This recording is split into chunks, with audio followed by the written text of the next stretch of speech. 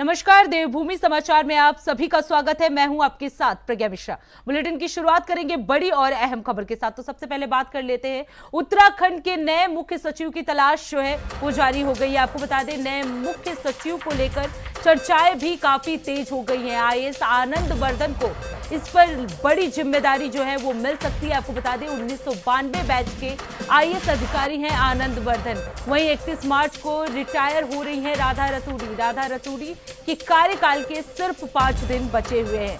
राधा रतूड़ी के कार्यकाल के 5 दिन बचे होने के कारण अभी से ही नए मुख्य सचिव के नाम को लेकर चर्चाएं जो है वो तेज हो गई हैं। आपको बता दें, आईएएस आनंद वर्धन को इस मामले में बड़ी जिम्मेदारी मिल सकती है। बताया जा रहा है कि 1992 बैच के आईएएस अधिकारी हैं आनंद वर्धन।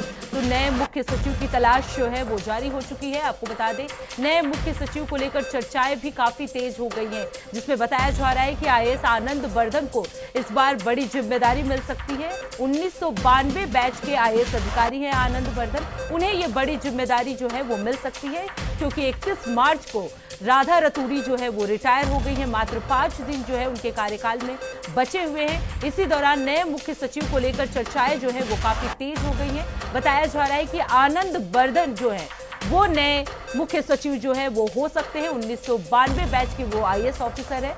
इसी दौरान इनके नाम की चर्चाएं जो है वो काफी तेज हो गई हैं। 31 मार्च को राधा रतूड़ी जो है वो रिटायर हो रही है। मात्र 5 दिन उनके कार्यकाल में बचे हुए।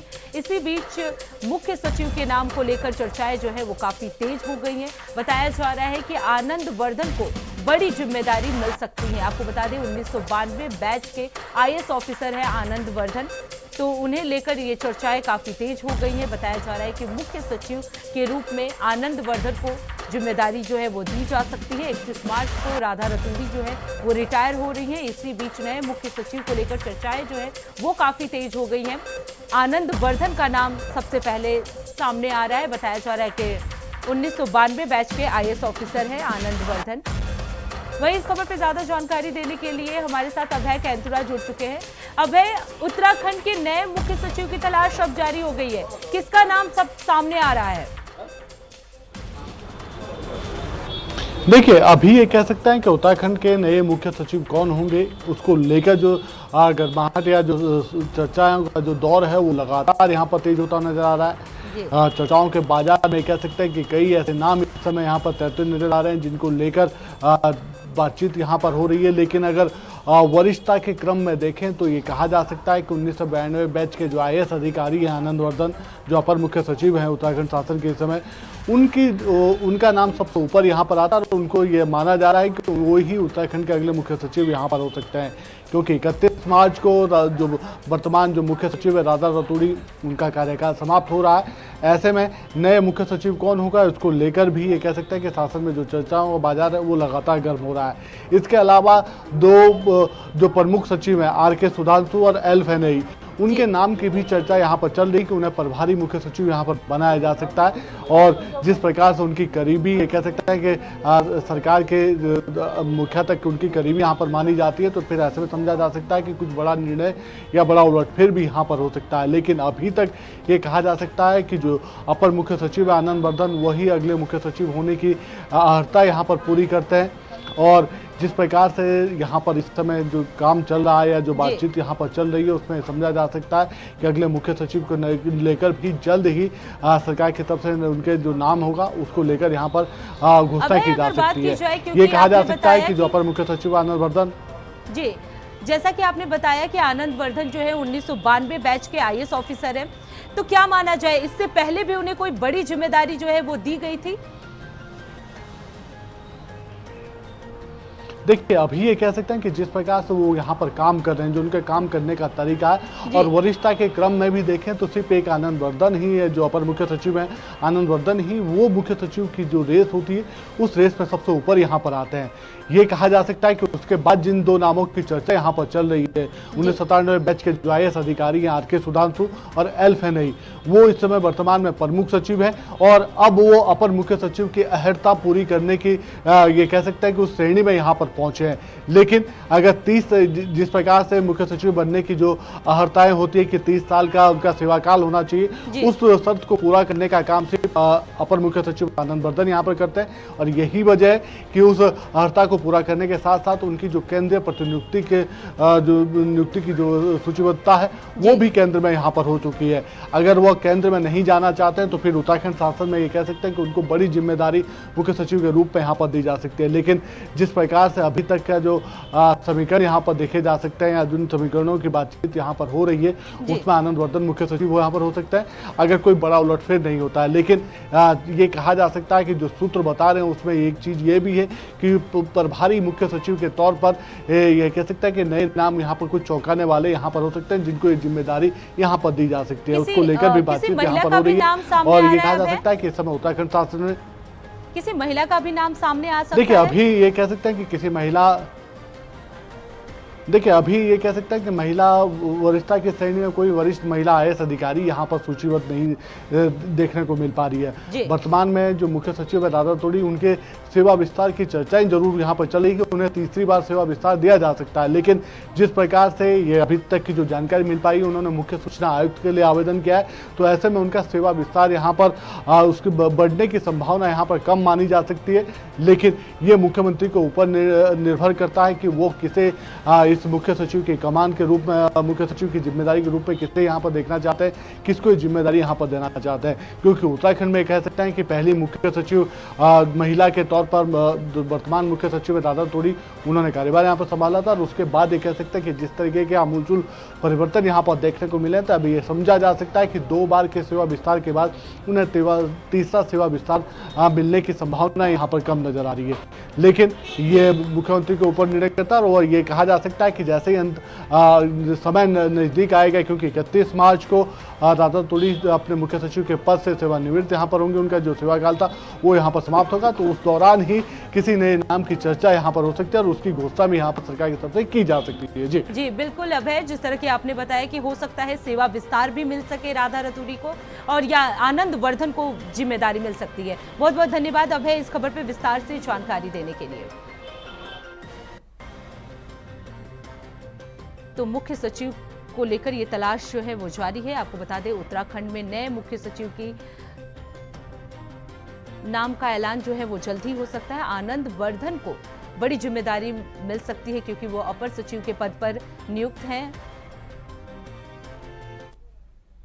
अब रुक कर लेते हैं अगली खबर की। उत्तराखंड में चारधाम यात्रा का आगाज अप्रैल से शुरू हो जाएगा। इस बीच यात्रा रजिस्ट्रेशन को अनिवार्य रूप से आधार लिंक किए जाने से नाराज चारधाम तीर्थ पुरोहित और होटल एसोसिएशन के प्रतिनिधि सचिवालय में सचिव पर्यटन सचिन कुर्वे से मिले। आपको बता दें सचिव पर्यटन की ओर से साफ किया गया है कि रजिस्ट्रेशन में फर्जीवाड़ा रोकने के लिए आधार लिंक जो है वो किया जाएगा। आधार कार्ड के अलावा वोटर कार्ड समेत केंद्र सरकार के अन्य पहचान पत्रों का भी इस्तेमाल जो है वो किया जा सकेगा। आपको बता दें एसोसिएशन के विरोध पर सचिव ने साफ किया है कि पिछले यात्रा काल की घटनाओं को ध्यान में रखते हुए ही आधार लिंक रजिस्ट्रेशन अनिवार्य किया गया है। इसके अलावा यात्री ऑफलाइन रजिस्ट्रेशन भी करा सकते हैं। आपको बता दें पिछले साल एक ही नाम से पंजीकरण करने पर दुरुपयोग के मामले जो है वो सामने आए थे। इस फर्जीवाड़ा को देखते हुए इस वर्ष यानी ये साल ओटीपी आधारित लिंक प्रक्रिया और अधिक मजबूत किया जा रहा है। इससे पारदर्शिता और विश्वसनीयता भी बढ़ेगी। बताया जा रहा है कि जिनके पास आधार नहीं है वो भारत सरकार से मान्यता प्राप्त परिचय संबंधित दस्तावेज दिखाकर भी अपना रजिस्ट्रेशन जो है वो करा सकते हैं। इसके अलावा यात्री ऑफलाइन रजिस्ट्रेशन भी करा सकेंगे। जो भी यात्रा पर आएगा उसके दर्शन की व्यवस्था सुनिश्चित की जाएगी। और वहीं बैठक में महापंचायत महासचिव ब्रिजेश सती, उपाध्याय संतोष त्रिवेदी, केदार सभा प्रवक्ता पंकज शुक्ला और केदार सभा महासचिव राजेंद्र तिवारी ने चारधाम यात्रा होटल एसोसिएशन के महासचिव के साथ इन सभी मुद्दों पर बातचीत की। तो उत्तराखंड में चारधाम यात्रा का आगाज जो है वो अप्रैल महीने से शुरू हो जाएगा। 30 अप्रैल को गंगोत्री, यमुनोत्री और 2 मई को केदारनाथ धाम का जो कपाट है वो खुलेगा। यात्रा जो है वो शुरू हो जाएगा। 25 मई को हेमकुंड साहिब के भी कपाट जो है वो खुलेंगे। आपको बता दें, बैठक में निर्णय भी हुआ कि यात्रा काल के दौरान यात्रा से संबंधित जितने भी भ्रामक वीडियो बनाने वाले लोग हैं उनके खिलाफ कार्रवाई की जाएगी। इसके साथ ही पुरानी क्लिप को सोशल मीडिया पर प्रसारित करने के लिए खराब की जाएगी। वहीं इस खबर पर ज्यादा जानकारी देने के लिए अभय केंतुरा हमारे साथ जुड़ चुके हैं। अभय, चारधाम यात्रा की शुरुआत जो है वो 30 अप्रैल से शुरू होने वाली है। ऐसे में प्रशासन की तरफ से क्या कुछ व्यवस्थाएं की गई है और आधार लिंक को लेकर क्या कुछ जानकारी है? देखिए, ये कह सकते हैं कि उत्तराखंड की जो चारधाम यात्रा है वो 30 अप्रैल से शुरू होने जा रही है। इस यात्रा की तैयारियां ये कह सकते हैं कि युद्ध स्तर पर इस समय चल रही है। खुद मुख्यमंत्री पुष्कर सिंह धामी चारधाम यात्रा की तैयारियों की मॉनिटरिंग यहां पर कर रहे हैं, चाहे वो स्वास्थ्य का क्षेत्र हो, चारधाम यात्रा से जुड़े ट्रैफिक व्यवस्था क्षेत्र हो, या फिर धामों में जो व्यवस्था यात्रियों को दी जानी है या उसकी बात हो, उन सब चीज़ों की लगातार मॉनिटरिंग यहाँ पर हो रही है। जिला प्रशासन किस स्तर पर कार्य कर रहा है उसकी भी रोजाना रिपोर्ट यहाँ पर की जाती है, उसकी समीक्षा यहाँ पर होती है। और ये कह सकते हैं कि उत्तराखंड की जो चारधाम यात्रा है ये इस बार और बेहतर तरीके से आगे बढ़ सके, श्रद्धालुओं की यात्रा सुगम यहाँ पर हो सके, सुरक्षित यात्रा का संदेश सभी जगह प्रसारित हो सके, उसको लेकर पूरी कसरत यहाँ पर करने में उत्तराखंड सरकार यहाँ पर जुटी हुई नजर आ रही है। ये कह सकते हैं कि अभी तक ये कह सकते हैं कि 5 दिन के अगर हम रजिस्ट्रेशन की बात करते हैं, जो ऑनलाइन रजिस्ट्रेशन शुरू किया गया है पंजीकरण श्रद्धालुओं के लिए, उसमें 7 लाख से ज़्यादा पंजीकरण अब तक यहाँ पर हो चुका है। और ये सिर्फ आंकड़ा ये इसलिए कहा जा सकता है कि सिर्फ जो चारधाम यात्रा के दौरान जो पंजीकरण ऑनलाइन होने वो सिर्फ 60% पंजीकरण ऑनलाइन होने हैं। 40% जो पंजीकरण होंगे वो ऑफलाइन तरीके से यहाँ पर होंगे, यानी जो ऑनलाइन रजिस्ट्रेशन नहीं कर पा रहे श्रद्धालु वो अगर यहाँ पर पहुँच चुके हैं तो फिर हरिद्वार और ऋषिकेश में जो ऑफलाइन पंजीकरण के जो काउंटर यहाँ पर लगाए गए वहाँ पर अपना रजिस्ट्रेशन करा सकता है। इस बार धामों की जो कैरिंग कैपेसिटी है उसको बढ़ाने की जो कार्य योजना उस पर भी काम करने का काम इस समय सरकारी तरफ से किया जा रहा है, ताकि ज़्यादा से ज़्यादा श्रद्धालु यहाँ पर पहुँच सके। धामों में जो कैरिंग कैपेसिटी है उसको बढ़ाकर ज़्यादा से ज़्यादा श्रद्धालु वहाँ पर धामों में रह सके और उनकी यात्रा सफल यहाँ पर बनाई जा सके, उसकी तैयारियों में यहाँ पर जुटी हुई है।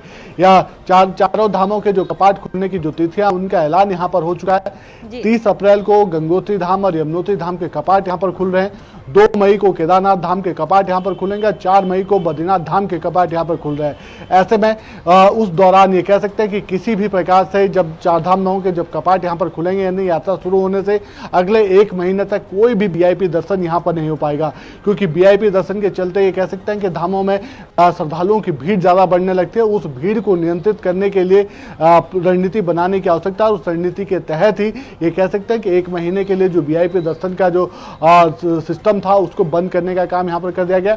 उसके बाद अगर धामों में भीड़ कम होती है तो फिर वीआईपी दर्शन को शुरू करने की व्यवस्था पर पुनर्विचार वहाँ पर किया जा सकता है। लेकिन जिस रूप में इस बार जो चारधाम यात्रा की तैयारियां चल रही है जी, अबे एक मुद्दा और भी सामने आ रहा है कि यात्रा में रजिस्ट्रेशन को आधार से लिंक करने का मुद्दा जो है वो काफी बढ़ता जा रहा है। पुरोहित जो है इससे नाराज नजर आ रहे हैं, इसको लेकर क्या कुछ जानकारी है? देखिए, सबसे बड़ी बात यह है कि जिस प्रकार से चारधाम यात्रा का रजिस्ट्रेशन इस समय चल रहा है, चाहे ऑनलाइन हो या ऑफलाइन रजिस्ट्रेशन की तैयारियां हो, उस रूप को ये कह सकते हैं कि भीड़ को नियंत्रित करने के लिए सब चीज़ें यहां पर की जा रही है। खासतौर पर ऑनलाइन रजिस्ट्रेशन के नाम पर जो फर्जीवाड़ा होता है उसको रोकने की व्यवस्था यहां पर की जा रही है। इसीलिए ऑनलाइन रजिस्ट्रेशन से उसको आधार को लिंक करने का काम यहाँ पर किया जा रहा है। बिना आधार के कह सकते हैं कि अपना तो रजिस्ट्रेशन यहाँ पर नहीं करा पाएंगे। अगर ऑफलाइन भी आ रहे हैं तो भी अपना आधार नंबर उन्हें यहाँ पर बताना होगा, उसकी फोटो आईडी यहाँ पर दिखानी होगी ताकि उनका रजिस्ट्रेशन यहाँ पर हो सके।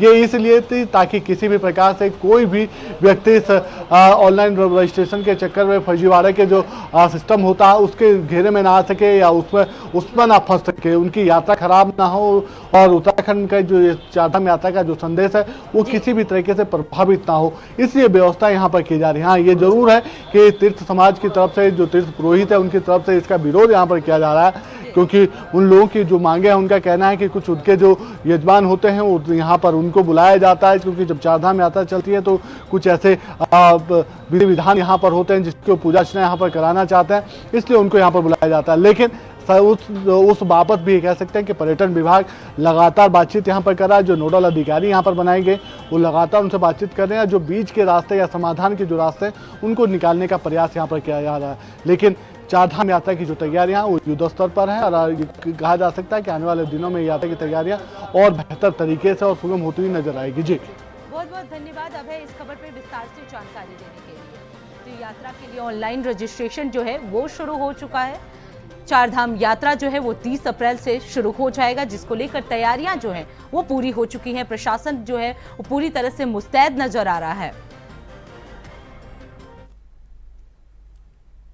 अब रुक करते हैं अगली खबर की। 30 अप्रैल से चारधाम यात्रा का आगाज होने जा रहा है, जिसको देखते हुए सरकार तीर्थ यात्रियों को हर संभव सुविधा मुहैया कराने की तैयारी में लगी हुई है। तो इसे लेकर कांग्रेस प्रदेशाध्यक्ष करण माहरा ने सरकार पर तंज कसा है। उन्होंने कहा है कि सरकार अगर जो दावा कर रही है वो सही है तो ये बहुत अच्छी बात है, लेकिन मैं गांवों से घूम कर आया हूं जहां कोई भी सुविधा नहीं है। और क्या कुछ कहा, चलिए आपको सुनवाते हैं। देखिए, अगर चारधाम यात्रा के लिए वो कुछ कर रहे हैं तो मैं स्वागत करता हूँ। ये होना भी चाहिए, क्योंकि जिस तरीके से पिछले यात्रा में मृत्यु हुई थी वो शर्मनाक था और राज्य के लिए भी हितकर नहीं था। रही बात स्वास्थ्य सुविधाओं के बेहतर होने की, क्योंकि जो ग्रामीण क्षेत्रों में मैं जा रहा हूँ मेरे को तो कहीं अच्छा नहीं दिख रहा है। अस्पतालों में डॉक्टर नहीं है, दवाइयां नहीं है, पर्चे की कीमत तो बढ़ा दी लेकिन सुविधाएं नहीं बढ़ाई हैं। और धन सिंह रावत जी से आपके माध्यम से एक प्रश्न करना चाहता हूँ। एक ड्रोन से दवाई पहुंचाने का एक कार्यक्रम उन्होंने लॉन्च किया था, वो कहाँ है? उसकी आज स्थिति क्या है? वो क्यों बंद हुआ? चल रहा है, नहीं चल रहा? चल रहा तो कहाँ चल रहा? कितनी दवाइयां उसे पहुंचाई गई? इसके बारे में धन सिंह रावत जी बताएं। दूसरा, अभी एक नियम है कि किसी भी अस्पताल में ऐसी दवाइयां नहीं रखी जाएंगी जिसकी एक्सपायरी जो है 3 महीने से कम रह गई हो या 3 महीने के आसपास हो। लेकिन जो दवाइयां पकड़ी गई हैं वो या तो एक्सपायरी डेट की पकड़ी गई हैं अभी बीच में, और ऐसी पकड़ी गई है जिनकी एक्सपायरी डेट जो है बमुश्किल 2 महीने 2.5 महीने रह गए। तो ये ऐसे प्रश्न हैं जो उनकी बातों को मैच नहीं करते, तो उनको इन चीजों में ध्यान देना चाहिए। भी हम लोगों ने नामित कर रहे हैं हम लोग, क्योंकि हमको बाहरी जिले से भी हम डॉक्टर्स मंगाते हैं, कुछ हम मेडिकल कॉलेज से मंगा रहे हैं और कुछ इस बार गवर्नमेंट ऑफ इंडिया से हमने जो डिमांड करी है अराउंड 25-30 के अराउंड कि हमको विशेषज्ञ वो भी दें, जैसे फिजिशियन है या सर्जन है, ऑर्थो है और गायनी। तो 4 स्पेशलिस्ट की डिमांड हमारी गवर्नमेंट ऑफ इंडिया से भी हुई है बात, तो शायद वो भी हमें देंगे। तो इस तरह से हमारे जो टोटल हमारे इस चारधाम के रूट में जो हमारे कुछ तो ट्रांजिट डिस्ट्रिक्ट्स हैं और कुछ हमारे जो चारधाम के 3 डिस्ट्रिक्ट हैं। तो ट्रांजिट में हमारे जैसे हरिद्वार से स्टार्ट होते हैं, तो हरिद्वार हो गया, देहरादून हो गया, टिहरी है, पौड़ी, तो ये हमारे ट्रांजिट डिस्ट्रिक्ट्स हैं। तो यहाँ पर भी हमारे MRPs हैं, तो उसमें सारे मिला के जो टोटल होंगे वो हमारे कम से कम 1200 के स्ट्रेंथ है हमारे डॉक्टर्स एंड पैरामेडिकल्स, स्वास्थ्य मित्र सब लगा के। तो इतना हमारे हम लोग ने वर्कआउट कर लिया है। तो देखिए अब मतलब अच्छा रहना चाहिए। अब रुक कर लेते हैं अगली खबर की। खबर हरिद्वार से है, जहां पूर्व बीजेपी विधायक सुरेश राठौर की बेटी की आपत्तिजनक फोटो वायरल करने और ब्लैकमेल करने का सनसनीखेज मामला जो है वो सामने आया है। इस मामले में रानीपुर पुलिस ने मुख्य आरोपी को गिरफ्तार कर मोबाइल फोन जो है वो जब्त कर लिए हैं। आपको बता दें, पूर्व विधायक की पत्नी होने का दावा करने वाली दूसरी आरोपी अभिनेत्री उर्मिला सनावर की भूमिका की जांच की जारी है। पुलिस ने आरोपी युवक को यूपी के सहारनपुर से जो है वो गिरफ्तार किया है। तो अभिनेत्री समेत 2 लोगों पर मुकदमा जो है वो दर्ज किया गया है। पूर्व विधायक की बेटी का ये पूरा मामला जो है वो सामने आया है, जिसमें सुरेश राठौर की बेटी की आपत्तिजनक फोटो वायरल करने और ब्लैकमेल करने का ये मामला जो है वो सामने आया है। इस मामले में 2 आरोपियों को गिरफ्तार कर लिया गया है। रानीपुर पुलिस ने मुख्य आरोपी को गिरफ्तार कर लिया। इसके साथ ही उसके पास से मोबाइल भी जब्त कर लिए गए हैं। आपको बता दें कि पूर्व विधायक की पत्नी होने का दावा करने वाली दूसरी आरोपी अभिनेत्री उर्मिला सनावकर की भूमिका की जांच जो है वो की जा रही है। पुलिस ने आरोपी युवक को यूपी के सहारनपुर से गिरफ्तार किया गया है। तो आपको बता दें कि सनसनीखेज मामला जो है वो सामने आया है। आपत्तिजनक फोटो वायरल करने और ब्लैकमेल करने का सनसनीखेज मामला जो है वो सामने आया है। सुरेश राठौर की बेटी का आपत्तिजनक फोटो जो है वो वायरल करने और ब्लैकमेल करने का ये पूरा मामला हम आपको बता रहे हैं। इस मामले में रानीपुर पुलिस ने मुख्य आरोपी को गिरफ्तार कर लिया है। इसके साथ ही उसके पास से फोन भी जो है वो जब्त किया गया है। आपको बता दें कि जो दूसरी आरोपी है वो पूर्व विधायक की पत्नी होने का दावा कर रही है। इसी मामले में पुलिस जो है वो लगातार जांच पड़ताल कर रही है। वहीं इस खबर पर ज्यादा जानकारी देने के लिए हमारे साथ शहजाद अली जुड़ चुके हैं। शहजाद, सुरेश राठौर की बेटी की आपत्तिजनक फोटो वायरल करने और ब्लैकमेल का ये पूरा मामला सामने आया है। जी बता दें आपको, जो पूर्व भाजपा विधायक की बेटी है, ब्लैकमेल करने के मामले में जिसमें 2 पर मुकदमा दर्ज हुआ है जी। वहीं बता दें हरिद्वार से बड़ी खबर है कि पूर्व भाजपा के विधायक सुरेश राठौर की बड़ी बेटी अपनी फोटो वायरल करने के लिए ब्लैकमेल करने पर सनसनी खोज सामने आया है। वहीं भाजपा के चौधरी के मोर्चे प्रदेश महामंत्री रानीपुर कोतवाली में शिकायत दर्ज कराई है। जी, अभी तक पुलिस ने क्या कुछ एक्शन लिए है इस मामले में? जी बताया जा रहा है कि रानीपुर कोतवाली सबल मुंडा ने कहा कि मामले की गहराई से जांच की जा रही है और आरोपी को खिलाफ सख्त से सख्त कार्रवाई की जाएगी। जांच में अभी तक क्या कुछ क्लियर हुआ है शहजाद? ने भी जो तो रानीपुर कोतवाली पुलिस है उन्होंने बताया कि जांच करी जा रही है, एसएसपी के निर्देश के अनुसार दी जा रही है। शहजाद, जो पूर्व विधायक हैं उसको लेकर जो दूसरी आरोपी अभिनेत्री उर्मिला सनावकर है, उन्होंने क्या कुछ आरोप लगाए हैं? कि उनका कहना है कि जो पूर्व विधायक जो भाजपा के विधायक सुरेश यादव कानपुर की अभिनेत्री है उर्मिला सनावर पर ब्लैकमेलिंग के आरोप 25 लाख रुपए की रंगदारी मांगने का आरोप लगा है। जी, और क्या कुछ जानकारी मिली है इस मामले में शहजाद? उनका कहना है कि अभिनेत्री अभी उन्होंने कहना है कि धमका रही है और छवि खराब करने के लिए कोशिश करी जा रही है। अभी तक कितने आरोपियों को गिरफ्तार किया गया है इस मामले 2 में? आरोपियों को गिरफ्तार किया गया। जी, बहुत बहुत धन्यवाद शहजाद इस खबर पे जानकारी देने के लिए। तो पूर्व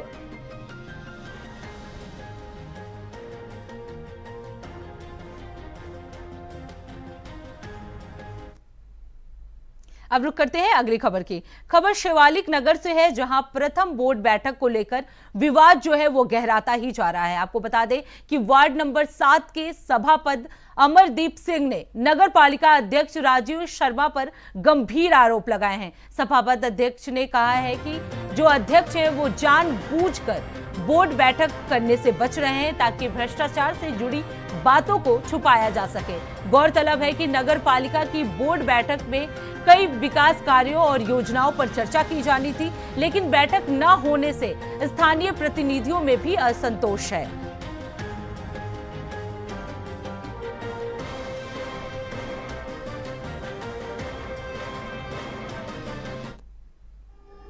देखिए, कारण वही सीधा सा आपको हम जनता को पहले ही बता चुके हैं कि एक तो पहले ये डाइजेस्ट करना कि मैं जीत भी जाऊं कि नहीं जीत गया हूं। हमने बोला अध्यक्ष जी आप टूटी काटी और देखिए आप जीत गए हैं।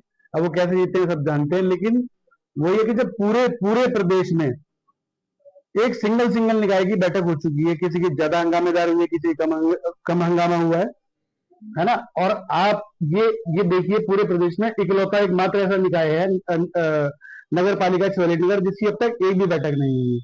क्योंकि क्या है ना, जो पिछले भ्रष्टाचार उन्होंने किए हुए हैं इस वित्तीय वर्ष तक उसको निपटाना है, वो रजिस्टर भरने हैं, पिछले बिल से उनका भुगतान करना है, क्योंकि पिछले 1.5-2 साल से तो नगर पालिका का बोर्ड है ही नहीं है। उस व्यवस्था में लगे हुए हैं, भागते फिर रहे हैं, कभी यहाँ है कभी वहां है, कर ही नहीं पा रहे हैं। देखिए भ्रष्टाचार का वर्ल्ड रिकॉर्ड तोड़ा है इन्होंने, वर्ल्ड रिकॉर्ड। एक तो होता है कि भारत का रिकॉर्ड, इन्होंने वर्ल्ड रिकॉर्ड तोड़ा है। देखिए ये जो है ना, ये है जांच। जो 3200 लाइटें आई थी ना, इसको मैं चैलेंज कर चुका हूँ इनको। हाँ चैलेंज, ये चैलेंज पता है क्या है, हमारी नगर पालिका में जो कुल मिलाकर 3200 पोल्स ही नहीं है। हम चैलेंज दे चुके हैं कि आप 3200 लाइट गिनवा दीजिए। और मजे की बात बताता हूँ आपको, अभी 10 दिन पहले 600 लाइट की परचेज और हुई है, वो पिछले पैसे से हुई है। अब क्या वो 600 लाइट भी रख के बैठे हुए? भाई वो लाइट जो है सेवा का काम है। इन्हें जितने सभासद हैं उनके हिस्से में, हिस्सा मतलब आबादी के हिसाब से, वार्ड की जो जनसंख्या होती है उसके हिसाब से जिसके हिस्से में जितनी लाइट्स आए उनको दें और वो लाइट्स लगाएं। अब अध्यक्ष जी चाहते हैं कि हर सभासद आए, मुझे माथा टेके और फिर मैं लाइट दूं। इस तरह नहीं चलेगा। ये जनता का पैसा सरकार के द्वारा सरकार के पास आया है, बोर्ड के पास आया है और लोगों के लिए लाइट परचेज हुई है और लोगों को ये लगाना आपका धर्म है, आपका कर्म है, ये करना पड़ेगा। भागने नहीं देंगे अध्यक्ष जी इस बार। बहुत जो जागरूक है इस बार आपके सभासद ना, इसमें तो कोई डरने और बिकने वाला नहीं है जी। देखिए चेयरमैन साहब का तो स्टार्टिंग से हम अब बताते हैं, चुनाव के समय से बताते हैं कि चेयरमैन साहब का कोई लेना देना नहीं है जनता से। उनको इमोशनल ब्लैकमेल करना था। अभी उन्होंने मंदिर मस्जिद का भी मुद्दा उठाया था चुनाव में कि भाई ऐसा हो जाएगा तो वैसा हो जाएगा, वैसा होगा तो ऐसा होगा। अब क्या है कि वो वोट ले चुके। पहले भी उनके दर्शन 6 साल बाद हुए थे चुनाव में, लोगों ने बोला उनको कि आप आ गए, है ना। तो वो ये कि 6 साल बाद दर्शन देते हैं, 5 साल बाद वो मिलते हैं। अब फिर दोबारा से वो पैटर्न चल पड़ा है। अब देखिए लोग पीछे पीछे और अध्यक्ष जी आगे आगे। पहले तो फिर भी वो कैलाश तक उनका निवास हुआ करता था, अब तो उनका निवास भी अंतरिक्ष में चला गया है। अंतरिक्ष वाटिका है ना उसका नाम, अंतरिक्ष सिटी, अंतरिक्ष में रहते हैं। तो फिलहाल देवभूमि समाचार में इतना ही। देश दुनिया की तमाम बड़ी खबरों के लिए देखते रहिए इंडिया वॉइस। तब तक के लिए नमस्कार।